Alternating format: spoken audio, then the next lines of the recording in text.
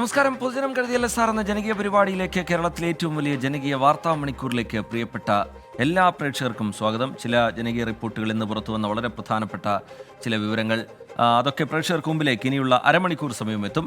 ഇപ്പോൾ സ്ക്രീനിൽ കാണുന്ന നമ്പറിൽ പ്രേക്ഷകർക്ക് നേരിട്ട് ഈ പരിപാടിയിലേക്ക് വിളിക്കാനുള്ള അവസരവും ഞങ്ങൾ ഒരുക്കുന്നു. ആശങ്കകളും പരാതികളും ശ്രദ്ധയിലുള്ള വിഷയങ്ങളും വാർത്തകളും ഒക്കെ നിങ്ങൾക്ക് ഞങ്ങളെ വിളിച്ചറിയിക്കാം. ഞങ്ങൾ ഇടപെടേണ്ട വിഷയമാണ് എന്ന് തോന്നുന്ന ഘട്ടത്തിൽ അതുമായി ബന്ധപ്പെട്ട ഇടപെടൽ ഞങ്ങൾ ഉറപ്പാക്കാം. അധികൃതരുടെ ശ്രദ്ധയിലേക്ക് പെടുത്തേണ്ട വിഷയമാണെങ്കിൽ അത് അധികൃതരുടെ ശ്രദ്ധയിലേക്ക് പെടുത്താൻ ഞങ്ങൾ ഉറപ്പായും ശ്രമിക്കുകയും ചെയ്യാം. അതിനുള്ള നമ്പർ ഇതാണ്: 048428300510. പ്രേക്ഷകരുടെ കൈവശം വാർത്തകളുണ്ടെങ്കിൽ അത് അറിയിക്കാം എന്ന് ഞാൻ നേരത്തെ സൂചിപ്പിച്ചിരുന്നു. അതിൻ്റെ ദൃശ്യങ്ങൾ നിങ്ങൾക്ക് വാട്സാപ്പിൽ അയക്കാം. അതിനുള്ള നമ്പർ ഇതാണ്: 62 35 96 89 37. പമ്പയിലേക്ക് മലിനജലം ഒഴുക്കിവിടുന്നു എന്ന 24 വാർത്തയ്ക്ക് പിന്നാലെ ഇടപെടലുമായി പത്തനംതിട്ട ജില്ലാ ഭരണകൂടം. പ്രദേശത്ത് ആരോഗ്യവകുപ്പ് സംഘത്തിന്റെ പരിശോധന നടന്നു. മലിനജലം ഒഴുക്കിവിടുന്നത് ഒരു കാരണവശാലും അംഗീകരിക്കില്ല എന്നും എന്തെങ്കിലും പോരായ്മകളുണ്ടെങ്കിൽ ദേവസ്വം ബോർഡിനെ അറിയിക്കുമെന്നും ആരോഗ്യമന്ത്രി വീണ ജോർജ് 24നോട് പറഞ്ഞു. 24 ഇമ്പാക്ട്. നമ്മൾ നേരത്തെ പറഞ്ഞ പമ്പയെ കുറിച്ചാണ്. പമ്പയിലേക്ക് മാലിന്യങ്ങൾ തള്ളുകയാണ്. അത് അടിയന്തരമായി നിർത്തിയേ മതിയാവുകയുള്ളൂ. എന്തായാലും ആ വാർത്തയിലേക്ക് ഒന്ന് പോകാം. റെഡി. Over to Pamba.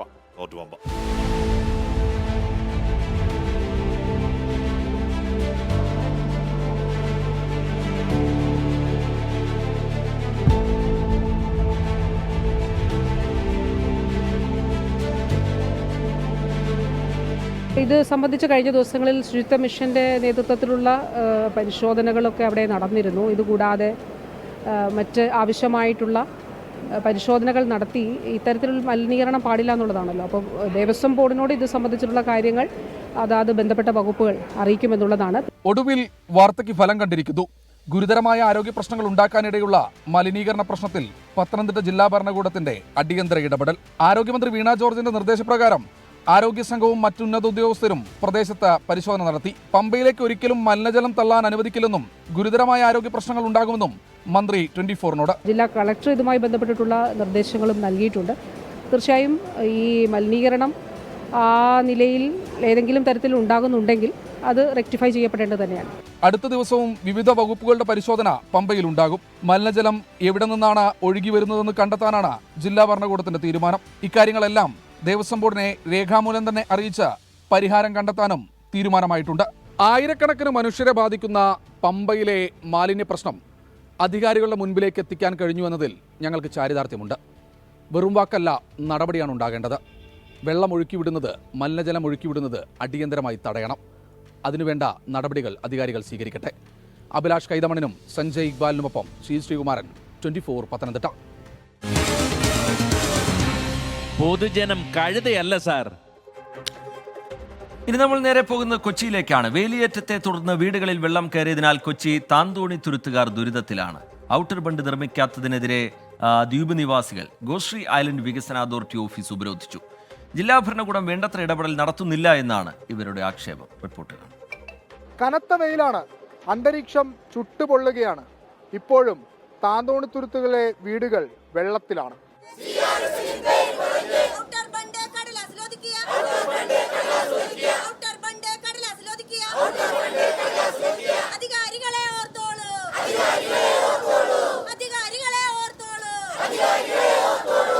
ഞങ്ങള് പാസ്സായി കിടക്കുന്ന ഫണ്ടാണ് ഞങ്ങൾ ചോദിക്കുന്നത്. ഞങ്ങൾക്കല്ലാതെ പാസ്സാക്കി പണിത് തരാനല്ല ഞങ്ങൾ പറയുന്നത്. പാസ്സായി കിടക്കുന്നത് എന്തുകൊണ്ട് ഞങ്ങൾക്ക് സാധിച്ചു തരുന്നില്ല? 12 വർഷമായിട്ട് ഞങ്ങൾ കയറി ഇറങ്ങണതാണ്. ഇനി ഞങ്ങൾ നേടിയിട്ട് ഇവിടുന്ന് പോവുള്ളൂ. കുട്ടികൾക്കൊന്നും പഠിക്കാൻ പോകാത്ത അവസ്ഥയാണ്. നാളെ ഇപ്പോൾ അവർക്ക് പരീക്ഷയാണ്. ഇപ്പം ഈ അവസ്ഥയിൽ അവർ ഇവിടെ ഇരുന്ന് പഠിക്കാനാണ്. എന്തെങ്കിലും ഒരു ഇത് ചെയ്ത് ഞങ്ങൾക്കത് പണിത് തന്നെ എന്നാണ് ഞങ്ങൾ പറയണത്. ഔട്ടർ ബണ്ട് നിർമ്മിക്കണമെന്ന ആവശ്യത്തിന് 12 വർഷത്തെ പഴക്കമുണ്ട്. കളക്ടറും ജിഡയും പലതവണ ഉറപ്പ് നൽകിയെങ്കിലും ഒന്നും നടന്നില്ല. വേലിയേറ്റത്തിൽ ഇന്നലെയും താന്തോണിത്തുരുത്തിലെ വീടുകളിലേക്ക് വെള്ളം ഇരിച്ചെത്തി. നനഞ്ഞു, അലമാരിയുടെ ഉള്ളിലൊക്കെ നല്ലോണം വെള്ളം കയറിയിട്ടുണ്ട്. ഉടുപ്പെല്ലാം നനഞ്ഞു പോയി.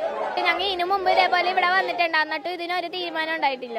സർക്കാർ CRZ അനുമതി നൽകുന്നില്ലെന്ന് TJ വിനോദ് MLA ആരോപിച്ചു. ഇറിഗേഷൻ ഡിപ്പാർട്ട്മെന്റ് ഇതുമായി ബന്ധപ്പെട്ട് 5 മീറ്റർ ചുറ്റള വീതിയിൽ ഒരു ഔട്ടർ ബണ്ട് നിർമ്മിക്കുന്നതിനുള്ള നടപടികൾ ടെൻഡർ ചെയ്ത് വർക്ക് അവാർഡ് ചെയ്ത് നിൽക്കുകയാണ്. അപ്പോഴാണ് CRZന് NOC വേണമെന്നുള്ള നിർദ്ദേശം വന്നത്. കഴിഞ്ഞ 8 മാസമായി CRZന്റെ NOCക്ക് വേണ്ടി പല റിപ്പോർട്ടുകൾ കൊടുത്തുവെങ്കിലും ഓരോരോ തടസ്സങ്ങൾ പറഞ്ഞ് എൻവയറമെന്റൽ എഞ്ചിനീയർമാർ ഇത് മാറ്റിവെച്ചുകൊണ്ടിരിക്കുകയാണ്. ഈ പാവപ്പെട്ട ജനങ്ങളുടെ വീടുകളിൽ അർദ്ധരാത്രി വെള്ളം കയറുമ്പോൾ ഉണ്ടാകുന്ന ദുരിതപൂർണമായ സാഹചര്യമാണ് ഉള്ളത്. പ്രതിഷേധക്കാരോട് സംസാരിക്കാൻ ജില്ലാ കളക്ടർ സ്ഥലത്തെത്തിയില്ല. ഔട്ടർ ബണ്ട് നിർമ്മാണത്തിൽ തീരുമാനമാകുന്നതുവരെ പ്രതിഷേധം തുടരുമെന്ന് ദ്വീപ് നിവാസികൾ വ്യക്തമാക്കി. ഇന്ന് ലോക മനുഷ്യാവകാശ ദിനമാണ്. വീടിനുള്ളിൽ മനസമാധാനമായി ഒന്ന് കിടന്നുറങ്ങാൻ വേണ്ടിയാണ് ഈ കൂട്ടർ ഇവിടെ പോരാട്ടം നടത്തുന്നത്. ഇവരെ കണ്ടില്ലെന്നടിക്കുന്ന അധികാരികളോട് പറയാനുള്ളത് ഒന്ന് മാത്രമാണ്: നിങ്ങൾ ചെയ്യുന്നത് കൊടിയ മനുഷ്യത്വ വിരുദ്ധമായ പ്രവൃത്തിയാണ്. കൊച്ചിയിൽ നിന്ന് മാഹിൻ ജാഫറൊപ്പം വിഷ്ണു സുരേഷ് 24. പൊതുജനം കഴുതയല്ല സാർ. വേലിയേറ്റം തടയാൻ ഔട്ടർ ബണ്ട് നിർമ്മിക്കണമെന്ന പ്രദേശവാസികളുടെ ആവശ്യത്തിന് വർഷങ്ങളുടെ പഴക്കമുണ്ട്. പ്രതിഷേധം കനത്തിട്ടും ജില്ലാ ഭരണകൂടം തിരിഞ്ഞു നോക്കുന്നില്ല എന്നാണ് നാട്ടുകാരുടെ പരാതി. ചില പ്രതികരണങ്ങൾ കാണാം. 12 വർഷമായി ഔട്ടർ ബണ്ട് തന്നെ പാസ്സായിട്ട് കോസ്റ്റൽ സോൺ മാനേജ്മെന്റ് അതോറിറ്റിയുടെ അപ്രൂവൽ വേണമെന്ന് പറഞ്ഞവര് ഈ ഒരു വർഷമായിട്ട് ആ ഒരു മുടക്കമാണ് പറഞ്ഞുകൊണ്ടിരിക്കുന്നത്. രാത്രി ഇങ്ങനെ ഒരു മണി 1:30 വെള്ളം കയറാൻ തുടങ്ങും. പിന്നെ 2 മണി 3 മണി വരെ ഇന്നും തേകലാണ്. തേകി ഞങ്ങൾക്ക് മന്തിയായി. ഈ 5 മീറ്റർ വീതിക്ക് ഈ ഔട്ടർ ബണ്ട് വന്നാൽ മാത്രമേ ഞങ്ങൾക്ക് അവിടെ വെള്ളം കയറ്റം ഇല്ലാതിരിക്കുള്ളൂ. വെള്ളം കയറി കഴിഞ്ഞപ്പോഴാണ് ഞങ്ങൾ വീട്ടിൽ നിന്ന് ഇറങ്ങിയത്.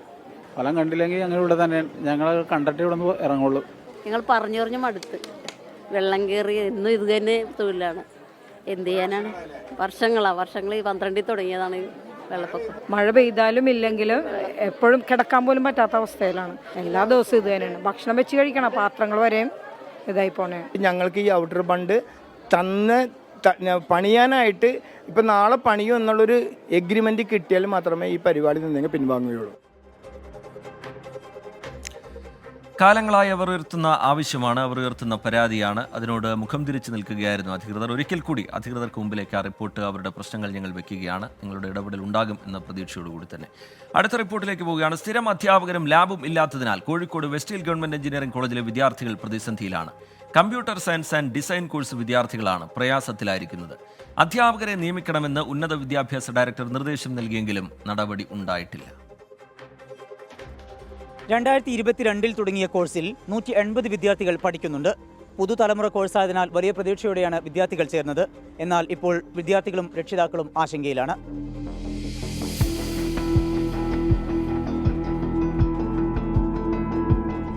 കോളേജിൽ കമ്പ്യൂട്ടർ സയൻസ് വിഭാഗത്തിൽ ഒരു സ്ഥിരം അധ്യാപകൻ പോലുമില്ലാത്തതിനാൽ പാഠ്യേതര വിഷയങ്ങൾ, ലാബ്, അടിസ്ഥാന സൗകര്യമൊരുക്കൽ എന്നിവയൊന്നും നടക്കുന്നില്ല. സ്ഥിരം അധ്യാപകരില്ല എന്നത് പ്രവേശനം നേടിയ ശേഷമാണ് വിദ്യാർത്ഥികൾ മനസ്സിലാക്കിയത്. പുതിയ കോഴ്സായതിനാൽ താൽക്കാലിക അധ്യാപകരെ ആശ്രയിക്കുന്നതിന് പരിമിതിയുണ്ട് എന്നും വിദ്യാർത്ഥികളും രക്ഷിതാക്കളും പറയുന്നു. പ്രതീക്ഷകളോടെ എത്തിയ തങ്ങൾ ചതിക്കപ്പെട്ടെന്നും വിദ്യാർത്ഥികൾ. ഗവൺമെൻറ് കോളേജ് അല്ലേ, അപ്പോൾ അതിന് എക്സ്പീരിയൻസ് ആയിട്ടുള്ള ടീച്ചേഴ്സ് കാരണം ഞങ്ങൾക്ക് കുറേ താല്പര്യമുണ്ട്. അപ്പം നമ്മുടെ പ്ലേസ്മെൻറ്റിന് തന്നെ ചിലപ്പോൾ ഇത് ബാധിക്കും. കാരണം ഇവിടെ പെർമനൻറ്റ് ഫാക്കൽറ്റീസ് ഇല്ല, അങ്ങനത്തെ ഒക്കെ കുറേ പ്രശ്നങ്ങളുണ്ട്. അത് ഇപ്പോൾ ഞങ്ങൾ ഗവർണറെ കണ്ടു, ഗവർണറെ പരാതി കൊടുത്തു, ചീഫ് മിനിസ്റ്റർക്ക് പരാതി കൊടുത്തു, DTക്ക് ഹയർ എഡ്യൂക്കേഷൻ മിനിസ്റ്റർക്കൊക്കെ പരാതി കൊടുത്തിട്ടുണ്ടായിരുന്നു. എന്നിട്ടും ഒരു പ്രോപ്പറായിട്ടുള്ളൊരു റെസ്പോണ്ട് ഞങ്ങൾക്ക് ഇതുവരെ കിട്ടിയില്ല. ഒരു കീം എഴുതുന്ന കുട്ടി ഒരു നമ്മുടെ കോളം, അതായത് പ്രൊസീജിയറിൽ ഇവിടെ പെർമനൻറ്റ് ഫാക്കൽറ്റി ഇല്ല, ഇവിടെ ലാബില്ല എന്ന രീതിയിൽ ആർക്കും അറിയില്ല. അവർ ഡയറക്റ്റ് ഈ കോളേജിൽ എല്ലാ ഫെസിലിറ്റീസും ഉണ്ട് എന്ന് പറഞ്ഞിട്ടാണ് അവർ വരുന്നത്. പക്ഷേ ഇവിടെ ശരിക്കും വന്നതിന് ശേഷം പിള്ളേർ ശരിക്കും വഞ്ചിക്കപ്പെടുന്ന തന്നെ പറയാം. കാരണം ഇവിടെ നമുക്ക് പ്രോപ്പറായ ഒരു ഫെസിലിറ്റീസ് ഉണ്ടായില്ല. ഞങ്ങളിപ്പോൾ 3rd ഇയേഴ്സ് ആണ്. 3ാം വർഷമായിട്ടും പ്രാക്ടിക്കലിന് അത്യാവശ്യമായ AR VR ലാബ് സൗകര്യമില്ല. കുന്നംകുളത്തെ സ്വകാര്യ ലാബിൽ സ്വന്തം ചെലവിൽ പോയി പഠിക്കാനാണ് കോളേജ് നിർദ്ദേശിച്ചത്. ഓൾമോസ്റ്റ് എല്ലാ തിയറിയും കവർ ചെയ്യേണ്ടുന്നുണ്ടെങ്കിലും അധികം അങ്ങനെ പ്രാക്ടിക്കൽ നോളജ് ഇല്ലാത്തതുകൊണ്ട് ക്വസ്റ്റ്യൻസ് വന്നാലും ഞങ്ങൾക്ക് അറ്റൻഡ് ചെയ്യാനൊക്കെ നല്ല ബുദ്ധിമുട്ട് വരാൻ തോന്നുന്നുണ്ട്. പിന്നെ പ്രാക്ടിക്കൽ നോളജ് എങ്ങനെ പോയാലും ഒരു കമ്പനിയിൽ കയറുമ്പോൾ നമുക്ക് ആവശ്യമുള്ള കാര്യമാണല്ലോ, അതും ഞങ്ങൾക്ക് വളരെ കുറവാണ് കിട്ടണതൊക്കെ. കുന്നംകുളത്ത് KMCT അവിടെയാണ് ഞങ്ങൾ പോയത്, ആ 2 സ്ഥലത്ത്. പക്ഷേ അവിടെയും ഞങ്ങളുടെ ഒരു എക്സ്പെൻസ് എടുത്തിട്ടാണ് പോയത്. ഈവൻ ദോ ഗവൺമെൻറ് പ്രൊവൈഡ് ചെയ്തൊരു കോഴ്സാണെന്നുണ്ടെങ്കിലും ഞങ്ങളുടെ എക്സ്പെൻസിലാണ് ഇപ്പോൾ ഞങ്ങളുടെ എഡ്യൂക്കേഷൻ മുന്നോട്ട് കൊണ്ടുപോകണത്. അപ്പം അതിൻ്റെ ബുദ്ധിമുട്ടുകളും ഉണ്ട്. പരാതി വ്യാപകമായതോടെ തിരുവനന്തപുരം, തൃശൂർ, കോട്ടയം എഞ്ചിനീയറിംഗ് കോളേജുകളിൽ നിന്നായി ഓരോ അധ്യാപകരെ വീതം എത്രയും പെട്ടെന്ന് കോഴിക്കോട് കോളേജിൽ നിയമിക്കണമെന്ന് ഉന്നത വിദ്യാഭ്യാസ ഡയറക്ടർ നിർദ്ദേശിച്ചെങ്കിലും ഒരു തീരുമാനവും ഉണ്ടായിട്ടില്ല. നടപടി വൈകുന്ന സാഹചര്യത്തിലാണ് വിദ്യാർത്ഥികൾ പ്രതിഷേധത്തിനൊരുങ്ങുന്നത്. നവകേരള സദസ്സിൽ ഉൾപ്പെടെ പരാതി നൽകിയിട്ടും ഈ വിഷയത്തിന് പരിഹാരമുണ്ടായിട്ടില്ല. ഇവരുടെ ആശങ്ക പരിഹരിക്കാൻ ബന്ധപ്പെട്ടവരുടെ ഇടപെടൽ അനിവാര്യമാണ്. കോഴിക്കോട് നിന്ന് മുനീഫ് തിരൂരിനും വിഷ്ണു കച്ചേരിക്കുമൊപ്പം സമീർ സി മുഹമ്മദ്, 24. പൊതുജനം കഴുതയല്ല സാർ. കോളേജിൽ അടിസ്ഥാന ആവശ്യങ്ങൾ പോലും ഇല്ലാത്തതിനാൽ ആശങ്കയിലാണ് വിദ്യാർത്ഥികൾ. അവസാന വർഷത്തിലും ലാബ് സൗകര്യം പോലും ലഭിച്ചില്ല എന്ന് വിദ്യാർത്ഥികൾ പരാതിപ്പെടുന്നു. കാണാം ചില പ്രതികരണങ്ങൾ. കീം എന്ന പൊതുപരീക്ഷ എഴുതിയിട്ട് ഉന്നത വിജയം നേടിയിട്ട് ഒരേപോലെ അഡ്മിഷൻ എടുത്ത കുട്ടികളാണ് കേരളത്തിലെ 9 കോളേജുകളിലും. ഈ 8 കോളേജുകളിൽ എല്ലാ ഫെസിലിറ്റീസും ഉണ്ട്. പക്ഷേ ഇവിടെ മാത്രം ഒരു പെർമനൻറ്റ് ഫാക്കൽറ്റി പോലും ഇല്ല. ഞങ്ങളിത് അറിയുന്നത് ഇവിടെ അഡ്മിഷൻ എടുത്തതിന് ശേഷം. അതുകൊണ്ട് തന്നെ ഈ കുട്ടികൾ വഞ്ചിക്കപ്പെട്ടിരിക്കുകയാണ്. ഞാൻ 5th സെം സ്റ്റുഡൻ്റ് ആണ്. അപ്പോൾ നമുക്ക് ഈ സെം VR ലാബ് പറഞ്ഞിട്ടുണ്ടായിരുന്നു, സബ്ജക്റ്റ് വെർച്വൽ റിയാലിറ്റി ലാബ്. അപ്പോൾ അതെന്ന് പറയുമ്പം ഓൾമോസ്റ്റ് സെമ്മിന് 3/4 വരെ ക്ലാസ് ഒന്നും ഉണ്ടായിരുന്നില്ല. ലാസ്റ്റ് മന്ത് ആകുമ്പം ഞങ്ങൾ കുന്നുംകുളവും കുന്നുമംഗലവും 2 സ്ഥലത്തും ഞങ്ങൾ പോയി അവിടുത്തെ അസാപ്പിൽ ഞങ്ങൾ ചെയ്തിട്ടാണ് പഠിച്ചത്. അപ്പോൾ ഒരു സെമ്മ് മൊത്തം പഠിക്കേണ്ട സാധനം ഞങ്ങൾ വെറും ഒരു 4 ദിവസം ഇല്ലെങ്കിൽ 3 ദിവസം പുറത്ത് പോയിട്ടാണ് പഠിച്ചിരിക്കുന്നത്. ഞങ്ങളിപ്പോൾ ഫസ്റ്റ് ഇവിടുത്തെ ആദ്യത്തെ ബാച്ചാണ് കമ്പ്യൂട്ടർ സയൻസ്. അപ്പം ഫെസിലിറ്റീസൊക്കെ ഇപ്പോഴും ആയിട്ടില്ല. ഞങ്ങളിപ്പം 3rd ഇയർ കഴിയാനായി. ഇപ്പോൾ ലാസ്റ്റ് SCCയിലാണ് ഇപ്പോൾ കടന്നുകൊണ്ടിരിക്കുന്നത്. എക്സാം ഒറ്റൊരു കോർ എക്സാം ഉള്ളൂ. അതുകൂടി കഴിഞ്ഞാൽ ഈ സെമ്മ് കഴിഞ്ഞു. അപ്പോൾ ഇതൊരു എന്താ പറയുക, പ്രോപ്പറായിട്ടുള്ള ഫെസിലിറ്റീസ് ഒന്നും വന്നിട്ടില്ല. അപ്പോൾ അത് ഭയങ്കരമായിട്ട് ബാധിച്ചിരുന്നു. രവികുമാർ PB എന്ന് പറയുന്ന ഒരു പ്രേക്ഷകൻ ചൂണ്ടിക്കാട്ടുന്ന വിഷയം, അത് തൃപ്പൂണിത്തുറ വടക്കേക്കോട്ട മുതലുള്ള ഫുട്പാത്തിൽ വാഹനങ്ങൾ സ്ഥിരമായി പാർക്ക് ചെയ്യുന്ന നിലയുണ്ട്. അതുകൊണ്ട് കാൽനട യാത്രക്കാർക്ക് വലിയ ബുദ്ധിമുട്ടാണ് അനുഭവപ്പെടുന്നത്. ഇത് ഒരു റിപ്പോർട്ടായി 24 പ്രേക്ഷകർക്ക് മുമ്പിലേക്ക് എത്തിക്കാൻ കഴിയുമോ, അധികൃതരുടെ ഇടപെടൽ ഉറപ്പാക്കാൻ കഴിയുമോ എന്നുള്ള ചോദ്യമാണ്. ഉറപ്പായി നമുക്കത് പരിശോധിക്കാം. ബഷീർ പാലക്കാട് എന്ന് പറയുന്ന ഒരു പ്രേക്ഷകൻ, പാലക്കാട് ജില്ലാ ആശുപത്രിയിൽ സ്ഥിരം കാർഡിയോളജിസ്റ്റിനെ നിയമിക്കാനുള്ള ഒരു സഹായം 24 ഭാഗത്തു നിന്നുണ്ടാകണം എന്നുള്ള ആവശ്യം മുന്നോട്ട് വയ്ക്കുന്നു. അങ്ങനെ വിവിധ വിഷയങ്ങളിൽ പ്രതികരിക്കുന്നുണ്ട് പ്രേക്ഷകർ. സമയത്തിനനുസരിച്ച് അത് പ്രേക്ഷകർക്ക് മുമ്പിലേക്ക് വായിക്കുകയും ചെയ്യാം. ഇപ്പോൾ പുറത്തുവരുന്ന ഒരു റിപ്പോർട്ടിലേക്കാണ് നമ്മൾ കടക്കുന്നത്. സംവിധായകൻ രഞ്ജിത്തിനെതിരായ പീഡന പരാതിയിൽ തുടർ നടപടികൾ സ്റ്റേ ചെയ്തുകൊണ്ടുള്ള കർണാടക ഹൈക്കോടതിയുടെ വിധിപ്പകർപ്പിന്റെ വിശദാംശങ്ങൾ പുറത്ത്. വിധിപ്പകർപ്പിൽ പരാതിക്കാരനെതിരെ രൂക്ഷ വിമർശനമാണുള്ളത്. പരാതിക്കാരനായ യുവാവ് പറയുന്നത് നുണയാണെന്നും ഹൈക്കോടതി നിരീക്ഷണം. അരുൺ പൂപ്പറമ്പ വിവരങ്ങളുമായി ചേരുന്നുണ്ട് ബംഗളൂരുവിൽ നിന്ന്. അരുൺ പൂപ്പറമ്പ, വിവരങ്ങൾ എന്താണ്?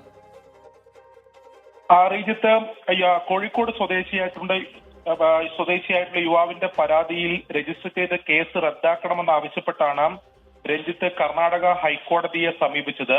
ഈ ഹർജി പരിഗണിച്ച ഹൈക്കോടതി ഈ കേസന്വേഷണത്തിന്റെ തുടർ നടപടികൾ സ്റ്റേ ചെയ്തുകൊണ്ടാണ് ഇടക്കാല ഉത്തരവ് പുറപ്പെടുവിച്ചത്. ഈ ഉത്തരവിലെ വിശദാംശങ്ങളാണ് ഈ ഘട്ടത്തിൽ പുറത്തുവരുന്നത്. ഈ പരാതി നൽകിയിട്ടുള്ള യുവാവിനെതിരെ രൂക്ഷ വിമർശനമാണ് ഹൈക്കോടതി ഈ ഉത്തരവിൽ ഉന്നയിച്ചിട്ടുള്ളത്. അതായത് പ്രധാനപ്പെട്ട കാര്യം, ഈ യുവാവിന്റെ പരാതി വിശ്വസനീയമല്ല. അതിൽ ചില കാര്യങ്ങൾ കൂടി കോടതി ചൂണ്ടിക്കാണിക്കുന്നുണ്ട്. ഈ പീഡനം നടന്നു എന്ന് പറയുന്ന ഹോട്ടൽ ബംഗളൂരു വിമാനത്താവളത്തിന് സമീപമുള്ള താജ് ഹോട്ടലാണ്. ഈ ഹോട്ടലിൽ പോലീസ് ഈ യുവാവിനെ എത്തിച്ച് തെളിവെടുപ്പ് നടത്തിയിരുന്നു. ആ ഘട്ടത്തിൽ ഈ ഹോട്ടൽ യുവാവ് തിരിച്ചറിയുകയും ചെയ്തിരുന്നു. പക്ഷേ 2012 ആണ് ഈ പീഡനം നടന്നു എന്ന് ഈ പരാതിയിൽ പറയുന്നത്. 2016 മാത്രമാണ് ഈ താജ് ഹോട്ടൽ ഈ ബംഗളൂരു വിമാനത്താവളത്തിന് സമീപം ആരംഭിച്ചത്, പ്രവർത്തനം തുടങ്ങിയത്.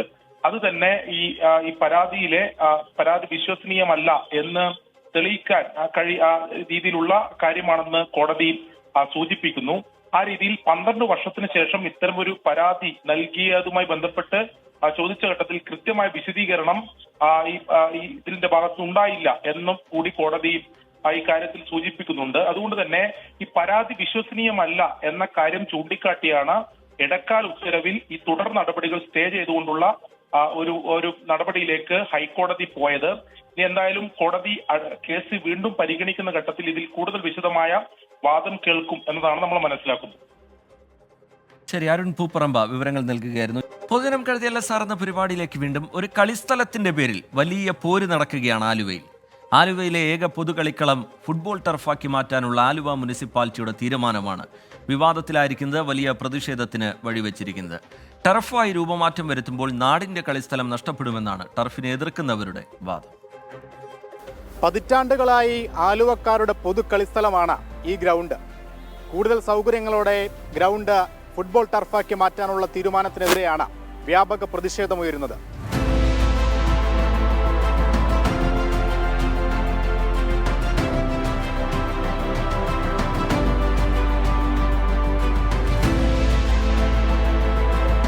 $1.5 കോടി രൂപയുടെ MB ഫണ്ടിലാണ് ടർഫ് നിർമ്മാണം. പൊതുകളിക്കളം ഫുട്ബോൾ ടർഫാക്കി മാറ്റുന്നതിനോട് നാട്ടുകാർക്ക് അത്ര യോജിപ്പില്ല. ഇപ്പോൾ പ്രായോഗികമല്ലാത്തൊരു ടർഫ് മാത്രമല്ല, ഇവിടെ ഒരു 10-17 സ്കൂളുണ്ട് ആലുവ ടൗണിൽ. ഈ സ്കൂളിലെ എല്ലാ കായിക മത്സരങ്ങളും നടക്കുന്ന ഒരു ഗ്രൗണ്ടാണിത്. ഇതൊരു ടർഫ് വിരിച്ചു കഴിഞ്ഞാൽ ഈ പിള്ളേർക്കൊന്നും ഇവിടെ കളിക്കാൻ പറ്റില്ല. ടർഫിലേക്ക് മാറുമ്പോൾ കളിക്കാനെത്തുന്നവർക്ക് പരിക്കുകൾ കൂടുമെന്നാണ് മറ്റൊരു വാദം. ടർഫിന്റെ സംരക്ഷണത്തിനും അറ്റകുറ്റപ്പണിക്കുമുള്ള ചെലവ് ഭാരിച്ചതാകുമെന്നും ഈ തുക മുനിസിപ്പാലിറ്റിക്ക് കണ്ടെത്താനാകില്ലെന്നും LDF പറയുന്നു. അതൊരു വലിയൊരു പ്രതിസന്ധിയിലേക്കാണ് ഇത് പോയിക്കൊണ്ടിരിക്കുന്നത്. ഇത് ഗ്രൗണ്ടിനെ സംരക്ഷിക്കാനൊന്നുമല്ല, വ്യക്തികളെ സംരക്ഷിക്കാനാണ് ഈ ഗ്രൗണ്ട് ഈ ടർഫാക്കാനുള്ള നീക്കം പോയിക്കുന്നത്. ഇവിടെ ഒരു സ്വകാര്യ പ്രാക്ടീസ് ടീം ഈ ഗ്രൗണ്ട് വിഴുങ്ങാൻ നിൽക്കുകയാണ്. ഞാൻ പേരൊന്നും പറയുന്നില്ല, ഇവിടുത്തെ എല്ലാ ആലുവക്കാർക്ക് അറിയാതോ ആരാ വിഴുങ്ങണമെന്നുള്ളത് അറിയാം. ടർഫ് നാടിന് നല്ലതിനെന്ന Aluva municipality chairman MO John വിദഗ്ധരുമായി ചർച്ച നടത്തി. ഒരു പ്രശ്നവുമില്ല. ജനങ്ങൾക്ക് തെറ്റിദ്ധാരണ ഉണ്ടാക്കുന്ന തരത്തിലുള്ള പ്രചാരണങ്ങളാണ് നൽകുന്നത്. സത്യത്തിൽ അവിടെ യാതൊരു പ്രശ്നങ്ങളുമില്ല. ഈ ടർഫ് നാച്ചുറൽ ടർഫിനേക്കാൾ ദീർഘകാലം നിലനിൽക്കും. ഞാൻ വിദഗ്ധരുമായി ചർച്ച ചെയ്ത് അന്വേഷിച്ച് കഴിഞ്ഞപ്പോൾ 10 വർഷക്കാലത്തേക്ക് വലിയ മെയിൻ്റനൻസ് ഉണ്ടാകില്ല എന്നുള്ളതാണ്. പിന്നെ ഇവർ പറയുന്ന ഒരു ആരോപണം അവിടെ കളിച്ചു കഴിഞ്ഞിട്ടുണ്ടെങ്കിൽ ലെഗ്മെൻറ്റ് തകരാറാവും, പരിക്കൊട്ടാവും എന്നൊക്കെയാണ്. പാറക്കല്ലിൽ കളിക്കുന്നതിനേക്കാൾ സേഫല്ലേ കൃത്രിമ പുല്ലിൽ കളിക്കുന്നത്? കളിക്കളത്തെ ചൊല്ലി വമ്പൻ രാഷ്ട്രീയ പോരാണ് ആലുവയിൽ. ഒരു വിഭാഗം UDF കൗൺസിലർമാർക്കും ടർഫിനോട് എതിർപ്പുണ്ട്. പരസ്യമായി പറയാനാവാത്തതിനാൽ പ്രതിഷേധക്കാർക്ക് രഹസ്യമായി പിന്തുണ അറിയിച്ചു. LDF ഹൈക്കോടതിയെ സമീപിച്ചു. മുനിസിപ്പാലിറ്റി ഒരാഴ്ചയ്ക്കുള്ളിൽ വിശദീകരണം നൽകാനാണ് ഹൈക്കോടതിയുടെ നിർദ്ദേശം. രാഷ്ട്രീയ ഉദ്ദേശം അങ്ങനെ ഉണ്ടെങ്കിൽ അത് ശരിയല്ല എന്ന് പറയാനേ ഞാൻ ഈ അവസരം. ഞങ്ങൾ ആർക്കും എതിരല്ല.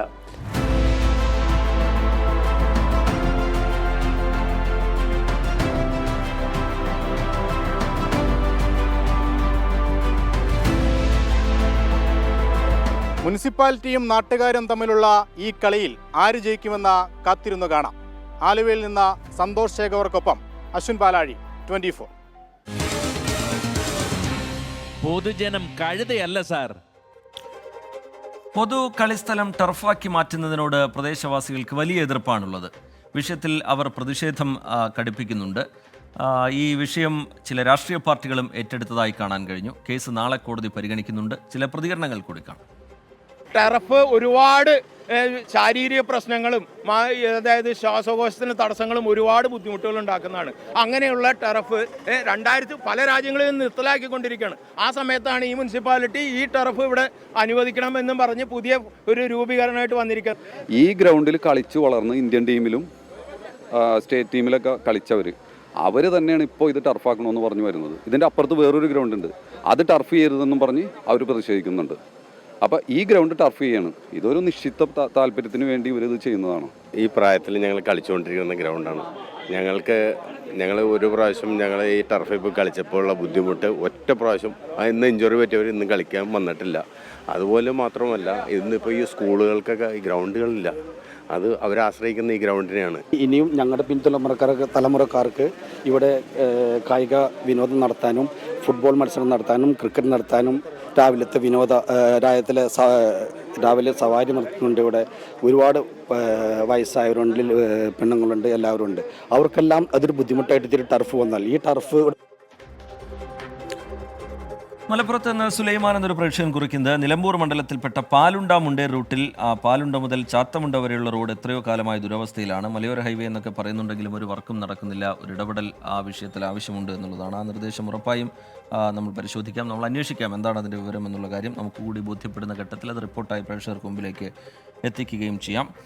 വിഷ്ണു ദേവ് എന്ന് പറയുന്ന പ്രേക്ഷകൻ ചൂണ്ടിക്കാട്ടുന്നത്, പിറവം നിയോജക മണ്ഡലത്തിൽ വാളിയപ്പാടത്ത് പാലമുണ്ട്. അവിടെ ആ പാലം അപകടാവസ്ഥയിലാണ്. 24 ഈ വിഷയത്തിലൊന്ന് ഇടപെട്ടത് അധികാരികളുടെ ശ്രദ്ധയിലേക്ക് എത്തിക്കണം, ഒരു പരിഹാരം വേണം എന്നുള്ള കാര്യം മുന്നോട്ട് വയ്ക്കുന്നുണ്ട്. ഉറപ്പായും ഇങ്ങനെ നമ്മുടെ കമൻറ്റ് ബോക്സിൽ വരുന്ന നിർദ്ദേശങ്ങളൊക്കെ നമ്മൾ വിശദമായി പരിശോധിക്കാറുണ്ട്, അന്വേഷിക്കാറുണ്ട്, എന്താണ് കാര്യമെന്നുള്ള കാര്യം അന്വേഷിക്കാറുണ്ട്.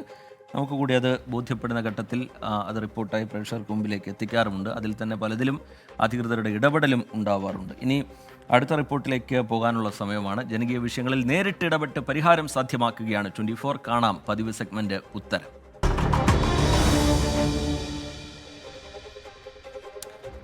അശാസ്ത്രീയമായ മാലിന്യ സംസ്കരണം മൂലം ഒരു നാടിനെയാകെ രോഗങ്ങളിലേക്ക് തള്ളിവിട്ടിരുന്ന പാലക്കാട് പുതുപ്പള്ളി തെരുവിൽ ആധുനിക അറവുശാല വരുന്നു.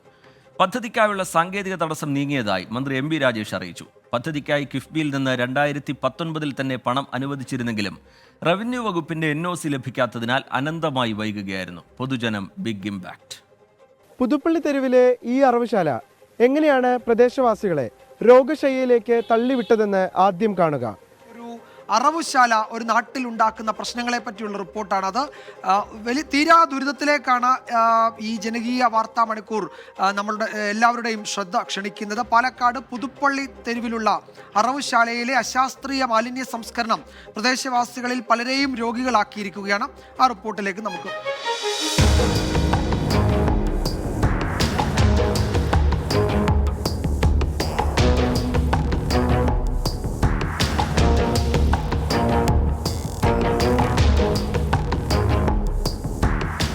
അറവ് നടക്കാത്ത പകൽ പോലും ദുർഗന്ധം വമിക്കുന്ന പരിസരം, ബന്ധുക്കൾക്ക് പോലും ഒന്ന് വന്നു പോകാൻ ഇഷ്ടമില്ലാത്ത വീടുകൾ, എല്ലാത്തിനും ഉത്തരവാദി ഈ അറവുശാല. പതിറ്റാണ്ടുകളുടെ പുതുപ്പള്ളി തെരുവുകാരുടെ ദുരിതത്തിനാണ് അറുതിയാകുന്നത്. ജനങ്ങളുടെ ജീവിതം വെച്ച് രാഷ്ട്രീയം കളിക്കരുത് എന്നാണ് നമുക്ക് പറയാനുള്ളത്. BJP ഭരിക്കുന്ന നഗരസഭയാണെങ്കിലും ആശയക്കുഴപ്പം സൃഷ്ടിച്ചുകൊണ്ട് ഈ വരുന്ന പദ്ധതിയെ അട്ടിമറിക്കാനുള്ള നീക്കങ്ങൾ നടക്കുന്നുണ്ട് എന്നാണ് മനസ്സിലാവുന്നത്. ഈ പരിസരവാസികൾ അനുഭവിക്കുന്ന തീരാ ദുഃഖം 24 ഉൾപ്പെടെ വിശദമായിട്ട് വന്നതാണ്. ആ ഒരു ദുരിതത്തിന് പരിഹാരമുണ്ടാക്കുക എന്നതാണ് നാട്ടുകാരുടെ ആവശ്യം. അറവുശാല നവീകരണത്തിനായി 2019 11 കോടി 29 ലക്ഷം കിഫ്ബിയിൽ ഉൾപ്പെടുത്തിയിരുന്നു. നവീകരണ പ്രവർത്തനങ്ങൾ തുടങ്ങാനിരിക്കെയാണ് റവന്യൂ വകുപ്പ് തടസ്സവാദങ്ങളുമായി എത്തിയത്. 70 ലക്ഷം രൂപ പ്രതിവർഷം റവന്യൂ വകുപ്പിന് നഗരസഭ വാടക ഇനത്തിൽ നൽകണമെന്നാണ് പ്രധാന നിബന്ധന. മന്ത്രി MB രാജേഷിന്റെ അധ്യക്ഷതയിൽ ചേർന്ന ഉന്നതതല യോഗത്തിലാണ് അറവുശാലയ്ക്കായുള്ള നടപടിക്രമങ്ങൾ വേഗത്തിലാക്കാൻ തീരുമാനമായത്. ഇതിന്റെ ഭാഗമായി അറവുശാല പ്രവർത്തിക്കുന്ന 142 സെന്റ് ഭൂമി തുടർന്നും റവന്യൂ വകുപ്പിൽ നിന്ന് ലഭ്യമാക്കും. ഭൂമിയുമായി ബന്ധപ്പെട്ട രേഖകൾ ലഭിക്കുന്ന മുറയ്ക്ക് പ്രവൃത്തിയും ആരംഭിക്കും. സാങ്കേതിക നടപടികളിൽ കുരുങ്ങി പദ്ധതി ഉപേക്ഷിക്കേണ്ട അവസ്ഥയിലെത്തിയപ്പോഴാണ് മന്ത്രിതല ഇടപെടൽ ഉണ്ടായത്. സമയബന്ധിതമായി പദ്ധതി പൂർത്തിയാക്കുമെന്നും മന്ത്രി ഉറപ്പു പറയുന്നു. ഇതോടെ പ്രതീക്ഷയിലാണ് പുതുപ്പള്ളി തെരുവ് നിവാസികൾ. രാജീവ് സുദേവിനൊപ്പം പാലക്കാട് നിന്ന് നിഖിൽ പ്രമേഷ്, 24. പൊതുജനം കഴുതയല്ല സാർ. ഈ റിപ്പോർട്ടോടുകൂടി പൊതുജനം കഴുതിയല്ല സാർ എന്ന പരിപാടിയുടെ ഇന്നത്തെ അധ്യായം ഇവിടെ പൂർത്തിയാവുകയാണ്.